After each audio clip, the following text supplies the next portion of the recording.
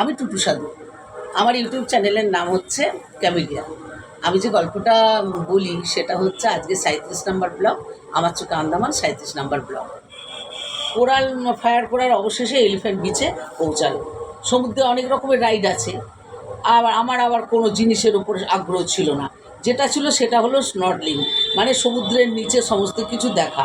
Discovery চ্যানেলে দেখেছি, এবার চাক্ষুষ দেখব এবং তার ভিডিও তোলা, ছবি তোলা এবং সেটা সংগ্রহ করে রাখা, এটাই আমার ইচ্ছে।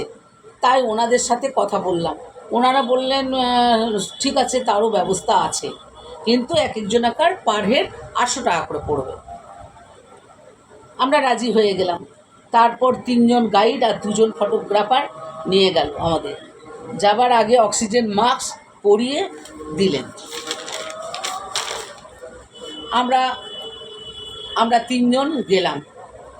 আর যারা আমাদের সাথে ওই ফায়ার কোরালে এসেছিল, যে নতুন বিয়ে হয়েছে, যে স্বামী স্ত্রী, মেয়ে বউটার নাম হচ্ছে, ডাক নাম তনি, আর ভালো নাম হচ্ছে তনিমা। ওরা হাজব্যান্ডের দুজনে আমাদের সাথে গেল। আমাদের সাথে একসঙ্গে স্নর্ডলিং করতে গেল। তনিমা ভয় পাচ্ছিল। আমি বললাম কিছু হবে না। ওকে ধরে নিলাম একেবারে গাইডের কাছে, যাতে ভয় না পায়। এটা কোরাল বিচ।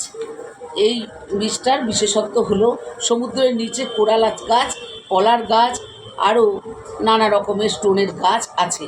ওগুলো পাথর, অথচ ওগুলোর গাছ জীবিত অবস্থায় বড় হয় সমুদ্রের নিচে।